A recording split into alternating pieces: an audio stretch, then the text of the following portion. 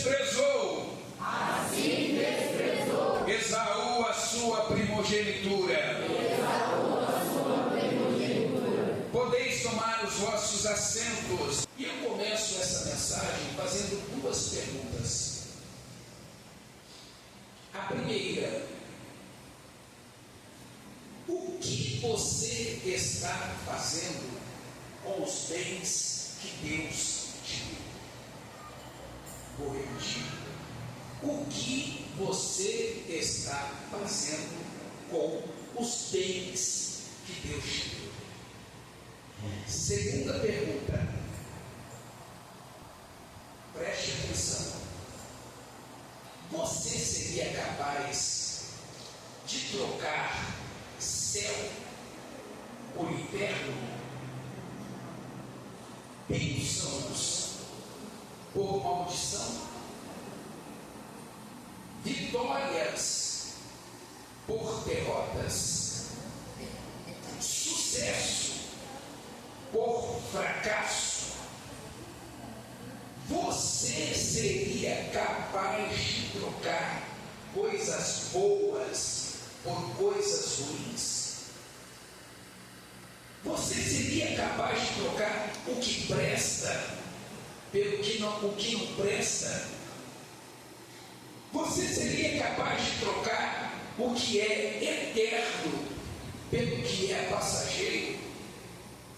Antes de você responder essa pergunta para você mesmo, eu quero lembrar você que o homem é extremamente egoísta por natureza.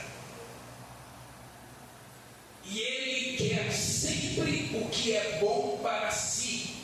Isso é natureza do ser humano. Se ele tem um carro velho, ele quer ter um carro novo. Eu nunca vi alguém dizer: eu estou cansado desse carrão que eu tenho, vou comprar um carro velho, cair nos pedaços. Não, é sempre quem tem um velho quer um novo, quem tem um pequeno quer um grande, quem tem uma roupa que não tem marca quer uma roupa que tem marca, quem tem uma geladeira daquela ainda antiga, né, aquela geladeira azul que quebrava, tem gente que ainda tem, entendeu? Mas quem tem essa geladeira que é uma duplex, aquela que toda sofisticada, moderna, isso é do ser humano. Isso é do ser humano. Então eu acredito que a tua resposta é não. Você não trocaria céu por inferno. Você não trocaria o que é bom pelo que é ruim. A tua resposta é não, como é a minha. Mas acredite, foi justamente isso que fez esse homem no texto que nós lemos, chamado Esaú. Nós estamos diante de uma história muito triste. A pessoa em questão aqui no texto não era apenas o filho de Isaac. A pessoa aqui em questão não era apenas o neto de Abraão, o que já o colocaria numa posição elevada. Não, a pessoa em questão aqui, ele era o primogênito de Isaac. E naquela época, ser filho, presbítero Saulo, era uma coisa, ser primogênito era outra coisa. A primogenitura era sobre o filho mais velho, o primeiro filho. A primogenitura fala de direitos que os demais filhos não tinham. O primogênito era considerado como o princípio do vigor paterno. Portanto, o filho era especial. A começar, o primogênito era consagrado ao Senhor. Se o pai fosse rei, o primogênito era o sucessor legal do trono. Na ausência do pai, o primogênito tornava a autoridade da casa. O primogênito herdava mais bens que os demais filhos.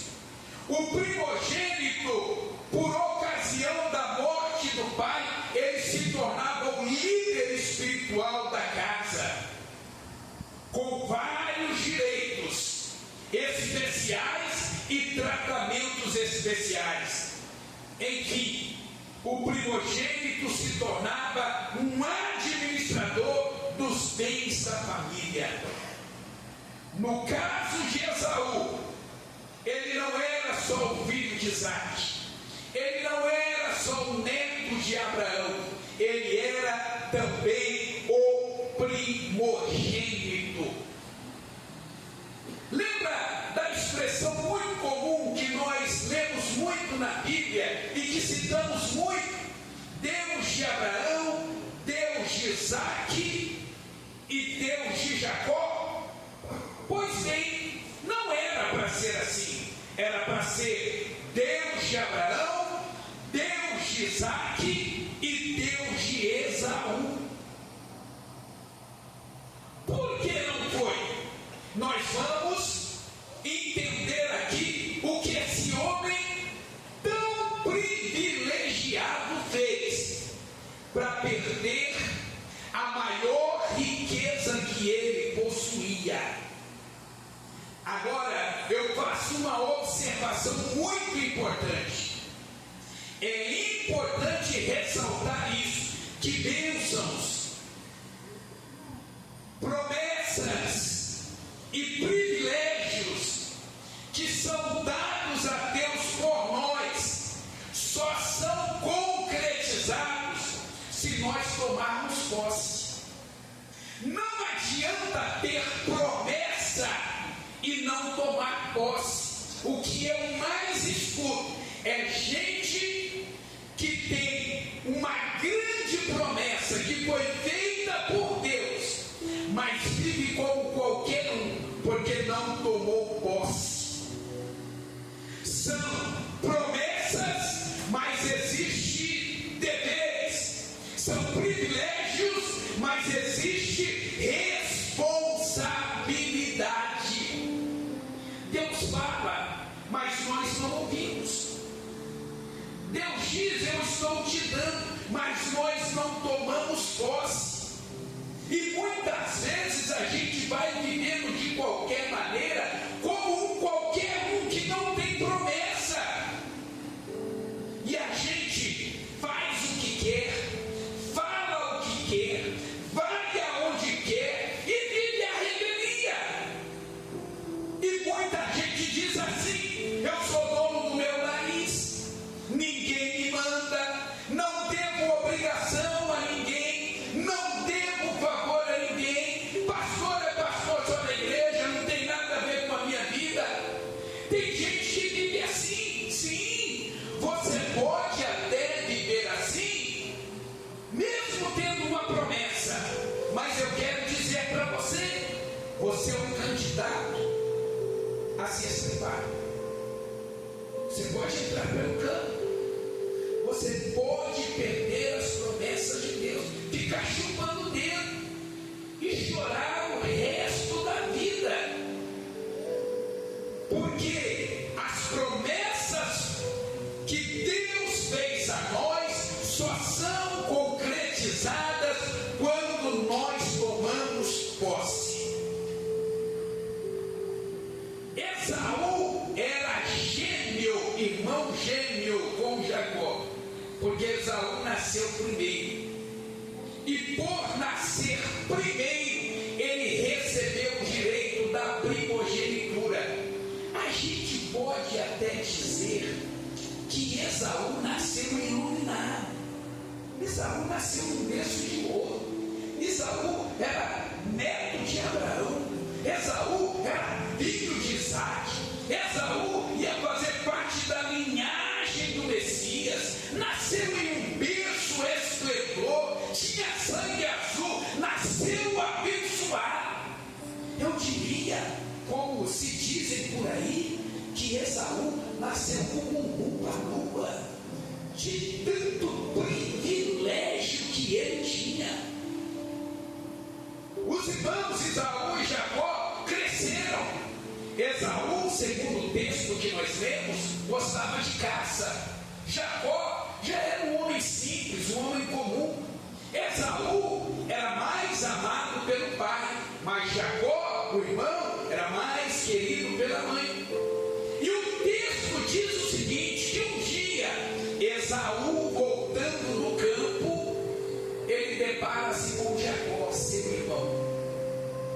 Jacó, seu irmão, estava acabando de fazer um guisado. Esaú, que chegava, estava cansado e faminto. Esaú olha para o seu irmão Jacó e disse assim: olha, irmãos, a gente precisa ter muito cuidado com as coisas que Deus nos deu. Jacó faz uma proposta para o seu irmão, porque o seu irmão estava cansado e faminto. Ele disse assim: desde hoje a tua primogenitura, o prato de lentilhas pela primogenitura. Isso me parece muito bem com o que o diabo faz. A proposta: eu tenho o que você quer, o prato de lentilha, e você tem o que eu quero, a primogenitura. É assim que o diabo faz. O que você quer? Você quer prazer? Você quer poder? Você quer mulheres? Você quer sexo? Você quer dinheiro? Você quer pornografia? Eu tenho. Mas não é de graça. Eu te dou tudo o que você quer. E você me dá o que eu quero. O que o diabo quer? A tua primogenitura, a tua salvação, as promessas que Deus fez sobre a sua vida. Diante daquela proposta, Esaú decidiu dar o que ele tinha de mais importante na vida, que era a sua primogenitura, por um prato de lentilhas. Quem era esse Esaú? Era um homem completamente cego com respeito a valores espirituais. Eu digo cego porque já falei no início da mensagem que o homem é egoísta. Ele quer o que é bom para si próprio. E ele pegou a sua primogenitura, que valia milhões, e trocou o evangelista Natan por um prato de lentilha, que se ele tivesse um pouquinho de paciência, ele ia no seu Gilberto e pagava R$16. Olha só. Então, o homem cego. E muitas vezes isso acontece conosco. Às vezes a gente fica cego com respeito aos valores espirituais. Prazer carnal pode ser bom, mas a salvação vale muito mais. Mulheres, o grande problema dos homens é bom, sim, pode ser bom, mas a promessa que Deus tem sobre a sua vida é muito melhor. Dinheiro é muito bom, mas as bênçãos de Deus valem muito mais. Namorado, namorada é bom, mas as bênçãos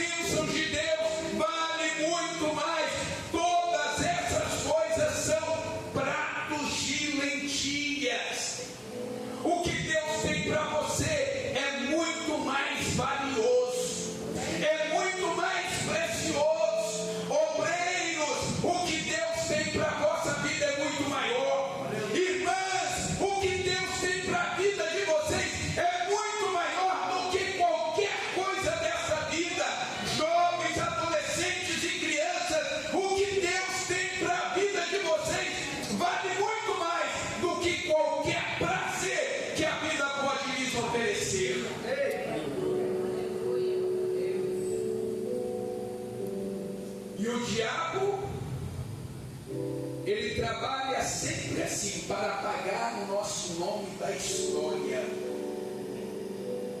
Quem foi Esaú? Um problema que se alastrou pela história. E quem foi Jacó?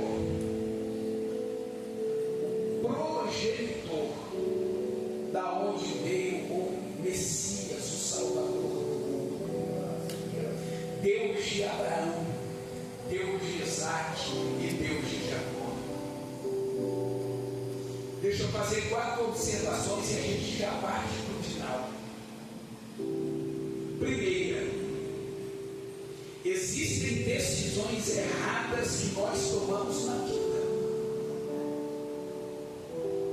que vai ter um peso negativo sobre a nossa vida, para o resto da nossa vida. Tome muito cuidado com as decisões que você vai tomar, porque depois não adianta chorar o leite derramado. Já foi, já fez, já vendeu, já trocou. Cuidado com as decisões que você tomar. Segunda observação: muito cuidado com os momentos não muito favoráveis. No caso aqui, a fome. Porque nos momentos não muito favoráveis, quase sempre a gente age errado. Quase sempre a gente fala o que não deveria falar. Quase sempre a gente faz o que não deveria fazer. Esaú, o personagem da história, ele estava vivendo um momento não muito favorável. Era fome. Irmãos, tem gente que na hora do momento não muito favorável, ele diz assim: eu estou na chuva, quem está na chuva é para se molhar. Não. Se você estiver na chuva, você pode procurar um lugar para se abrigar. Tem gente que no momento não muito favorável, ele diz assim: ó, eu dou 1.000 para não entrar na briga, mas dou 10.000 para não sair. Tem gente que no momento não muito favorável, você sabe o que ele faz? Perdão da palavra, puxa, estou na merda, não é crente. E o outro, isso aqui eu já vi. Eu tomo conta do capeta. O momento não muito favorável, a gente costuma chutar o balde, brigar. Mas a gente não pode se esquecer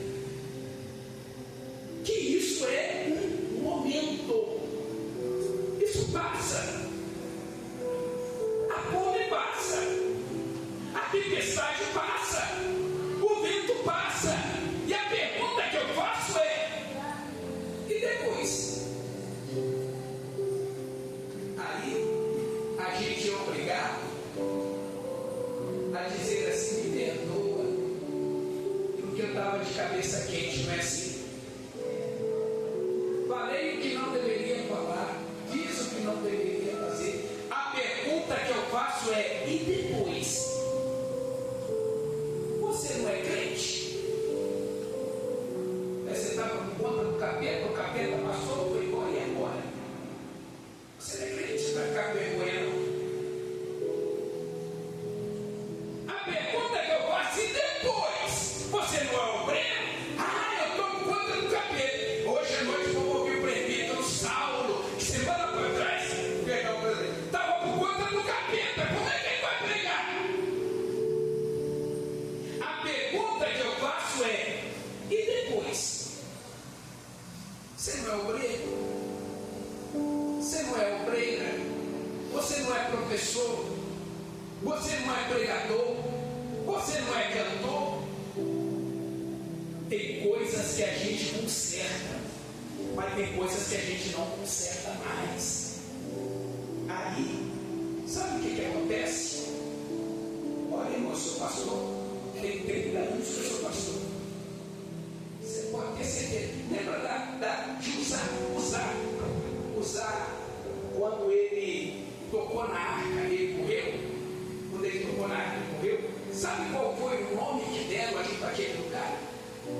Pérez Uzá.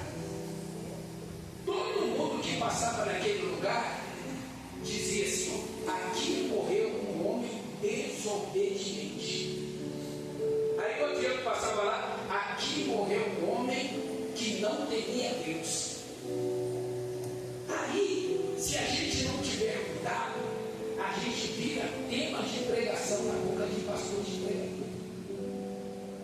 Toda vez que o pastor vai pregar, aí ele conta o teu caso. Aí ele diz assim: o evangelista, por ética, eu não vou falar o nome, mas aconteceu assim.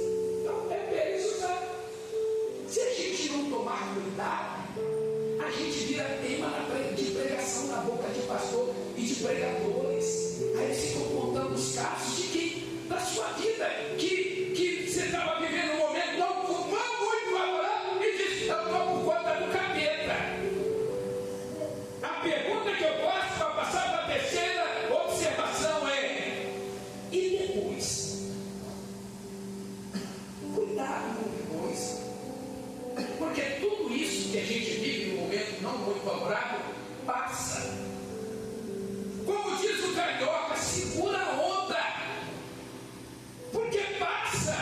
Depois você precisa estar nesse altar. Você precisa evangelizar a sua família. Você precisa evangelizar os colegas de trabalho. E você precisa ter credibilidade. Terceira observação: não faça as coisas sem pensar. Trocar direito de primogenitura por um prato de lentilha é bom.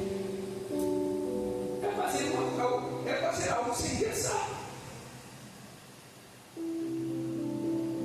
Dizendo de forma clara, é uma loucura. É uma insanidade.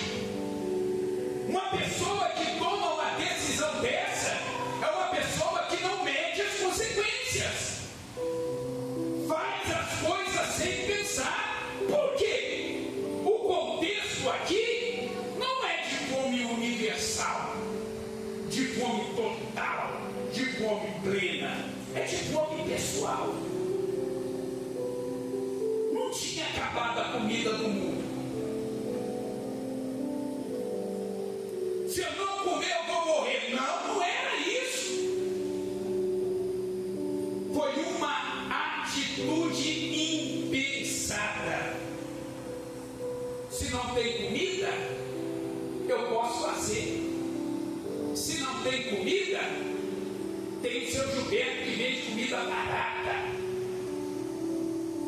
Pense: 1, 2, 3, 4, 10, 20, 30. Pense quantas vezes for preciso e necessário, mas pense antes de falar, pense antes de fazer, pense antes de tomar qualquer decisão. Você precisa agir com respeito à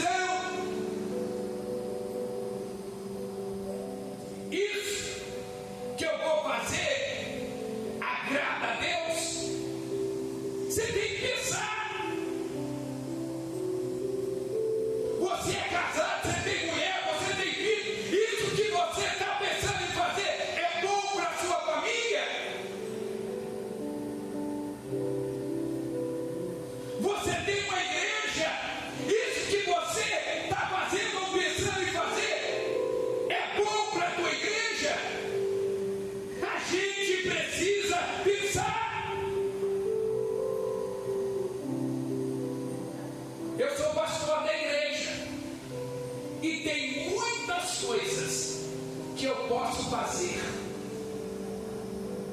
mas eu prefiro não fazer. Eu prefiro deixar Deus fazer. Porque assim, quando eu tomo a decisão de fazer, Deus não faz nada.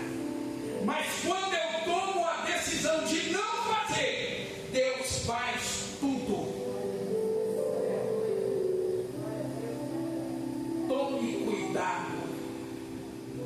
Quarta e última observação. No momento da crise, a nossa verdadeira identidade aparece. Por quê? Todo mundo sabia que o primogênito era Esaú. Todo mundo sabia. Mas essa não era a verdadeira identidade de Esaú. Esaú, ele tinha a primogenitura externa. Do lado de fora, todo mundo sabia. Mas ele não tinha a primogenitura interna. Aquilo não estava dentro do coração dele. Esaú tinha a primogenitura no papel, escrito, ele é o primogênito, ele é o herdeiro. Mas ele não tinha no coração. Ele vivia de aparência. Mas um dia, na hora da crise, na hora da fome, o que aconteceu? A verdadeira identidade de Esaú apareceu. Todo mundo olhava para Esaú e dizia: é primogênito. Deus olhava e dizia: não é primogênito. E no dia da crise, a verdadeira identidade aparece. Olha só, deixa eu falar uma coisa para você, meu irmão, minha irmã, que nós já vamos terminar. A pessoa não se esconde por muito tempo. Na hora da crise, a nossa identidade, a nossa verdadeira identidade, ela aparece. Tem pessoas que a gente olha e diz: é de Deus. Deus olha dos céus e diz: nunca foi meu. Tem pregadores que a gente olha e diz: esse pregador é de Deus. Deus olha dos céus e diz: esse pregador nunca foi do céu. São homens e mulheres que vivem de aparência, mas o dia da crise chega, e quando o dia da crise chega, a verdadeira identidade aparece. Quer saber quem é a pessoa? Pisa no pé dele, fala dele, critica ele, e você vai ver quem ele é. E você vai dizer assim: caraca, esse irmão tem a boca suja, esse irmão é imoral, esse irmão é encrenqueiro, é invejoso, é rebelde. Irmão, porque às vezes quando você pisa no carro da pessoa, ele olha para a tua cara e diz: ó, sou crente, mas sou homem. Ele diz assim: ó, sou crente, mas não sou bobo não. Tem alguns que vai mais longe, não. Ué? E assim, bateu ela. Tem essa história não. A crise revela a nossa identidade.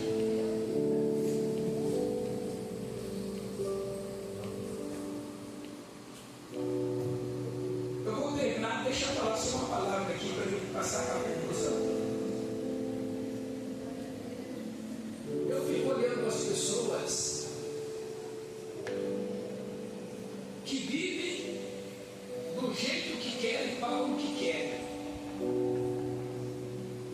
E alguém diz assim: mas pastor, você não vai falar nada?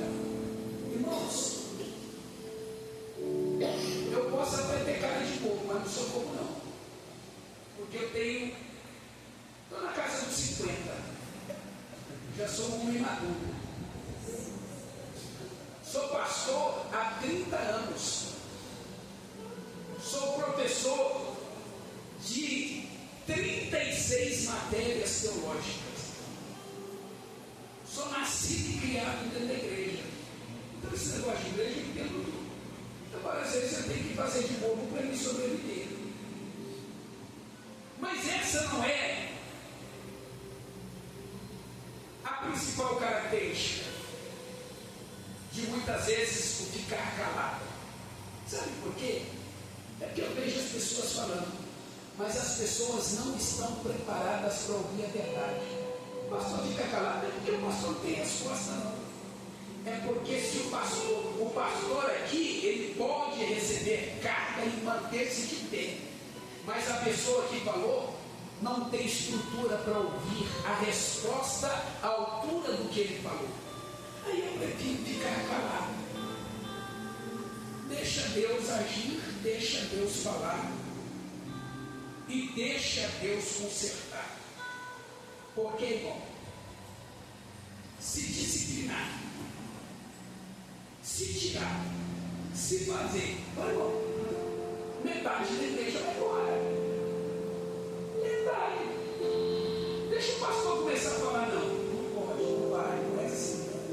Metade vai embora, não tem estrutura.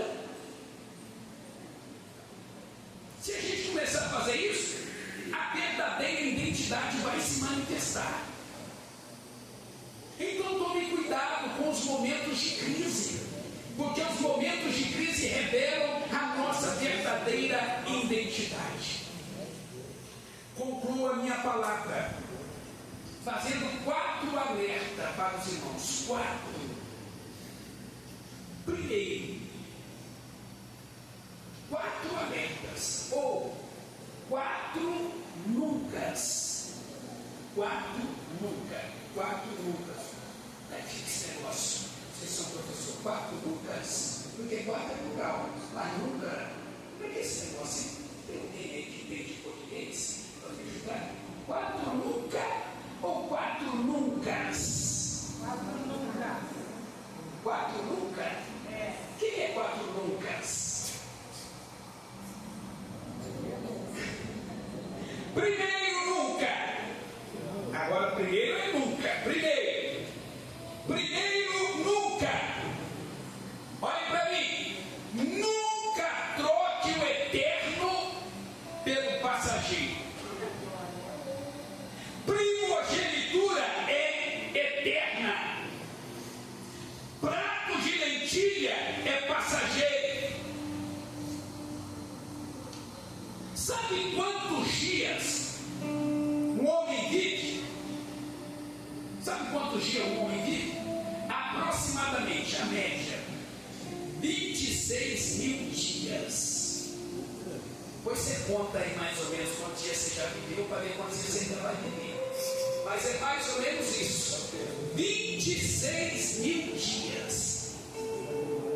Você acredita que o homem, ele troca uma eternidade? Quantos anos é uma eternidade? Não. Quantos anos é uma eternidade? 1000, milhares, milhões, bilhões. Não tem fim. O homem, olha só, irmãos, por isso que é nunca, não pode, é nunca. Você trocar 26 mil dias por bilhões e bilhões de anos. Não faça isso. Nunca. Segundo, nunca troque o espiritual pelo material. Primogenitura é coisa do céu. Prato de lentilha é coisa da terra.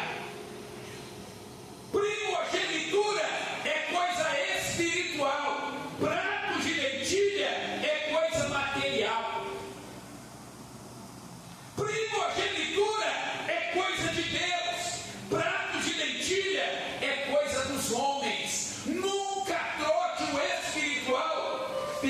material. Sabe o que acontece conosco? Rapidinho aqui, para passar para o terceiro lugar. Exemplo: Abraão deixou tudo por causa de Deus. Nós estamos fazendo o contrário. Nós estamos deixando Deus por causa de tudo. Não faça isso, irmão. Nunca troque o espiritual pelo material. Terceiro, nunca troque o invisível pelo visível. Olhe para mim, a primogenitura era invisível, mas era real, e tinha poder para mudar a vida de Esaú. O prato de lentilhas era visível, ele estava vendo, matava fome na hora, mas não teve o poder para mudar a vida dele. Escute, você tem uma promessa, essa promessa é invisível, mas é real. Não troque pelas coisas visíveis que você está vendo. A promessa de Deus, ela muda a sua vida. Aleluia. Não troque a promessa de Deus por um beijo, por um namorado, por uma namorada, por um casamento. Não troque a presença de Deus. Quarto, nunca, e termino, nunca troque o espiritual pelo carnal. Irmão, vamos ser sinceros. Vamos ser sinceros. Você sabe o que isso aqui gosta? Sabe o que isso aqui gosta? A carne. Isso aqui gosta de mulher. Isso aqui gosta de sexo. Isso aqui gosta de farra. Isso aqui gosta de carnaval. Isso aqui gosta de bebida. Isso aqui gosta de tudo que não presta. Essa é a verdade. Só que a Bíblia diz que essas coisas que a nossa carne gosta são obras da carne. O que Deus preparou para você, o que Deus preparou para nós, é muito melhor e muito maior do que todas essas coisas. Aleluia. Se coloque de pé. Louvado seja o nome do Senhor. Quando o ministério de louvor se prepara, eu quero que você olhe para mim, porque vou parar isso aqui e terminar. Sabe, olhe para mim, sabe qual era o nível do amor de Esaú para com Deus? Sabe qual era o nível desse amor? Zero. Escute bem isso aqui, guarde isso aqui no seu coração. Presta atenção. O valor que damos para as coisas de Deus é o valor que damos para Deus. Vou repetir.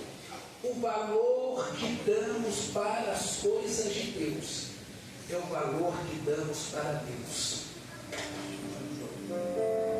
Quando a gente olha para um salmo que dizia que amava a Deus, porque era filho de Isaac, neto de Abraão, mas o Esaú que não amava aquilo que Deus havia lhe dado, a gente percebe, Esaú não amava a Deus coisa nenhuma. Quem ama a Deus não troca o que Deus lhe deu. Quem ama a Deus não joga fora o que Deus lhe deu. Quem ama a Deus abraça as promessas de Deus. Aleluia. Sabe qual é o termômetro do teu amor para com Deus? Olhe para mim. Sabe qual é o teu termômetro do teu amor para com Deus? São as coisas que você faz para Deus. Você faz alguma coisa para Deus? Então isso é sinal. de que você ama a Deus. Você não faz nada para Deus? E diz que ama a Deus, você está enganado. Porque quem ama a Deus faz a obra de Deus. Aleluia. Irmãos, eu mudei aqui para a igreja. Em outubro. E eu disse assim no meu coração: Deus que me veio morar naquele lugar. Sangue de Jesus tem poder. Acho que até encaixa na mensagem. Nunca. Então eu vou ficar lá 3 meses. E vou construir minha casa. E tchau e Deus. Aí, com a expectativa de janeiro, fevereiro, máximo, está na minha casa. Aí passou janeiro, passou fevereiro, passou março, passou abril. Eu estou assim, sem entender, e orando, perguntando para Deus. Chegou a campanha da família. E eu disse: isso tem a ver com a minha família. Eu vou fazer a campanha da família com esse propósito. A minha casa. Irmão, pensa numa pessoa que está confortável na igreja.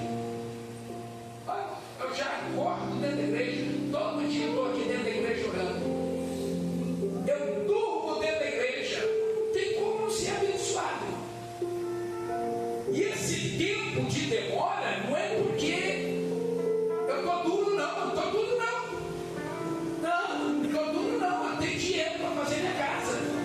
A coisa não anda, a coisa não sai. Aí eu entrei na campanha. Primeira semana da campanha, segunda semana da campanha. Sabe o que Deus falou no meu coração? Primeiro, você vai fazer as obras da passagem. E depois você vai fazer a sua casa. Eu levei um choque na hora, mas não questionei e nem reclamei. E já estou cumprindo o que Deus me mandou. Já estou fazendo a obra na passagem. Já começamos. Porque o nível do nosso amor a Deus não são palavras, são atitudes. O nível do nosso amor a Deus não é palavras, é obediência. O nível do nosso amor a Deus não são palavras, são as coisas que nós fazemos para Deus. Dizer que ama a Deus, Esaú também dizia que amava a Deus, mas ele não amava. Eu termino essa palavra dizendo para você: sempre que você tiver que escolher, escolha Deus e nunca o diabo. Sempre que você tiver que escolher, escolha o Espírito e nunca a carne. Sempre que você tiver que escolher, escolha o eterno e nunca o passageiro. Sempre que você tiver que escolher, escolha o espiritual e nunca o material. Sempre que você tiver que escolher, escolha a igreja e não o mundo. Sempre que você tiver que escolher, escolha fazer a vontade de Deus e não a vontade da carne. Sempre que você tiver que escolher, escolha a tua primogenitura e nunca o prato de lentilha. Que Deus abençoe a sua vida. Aplauda bem forte o Senhor.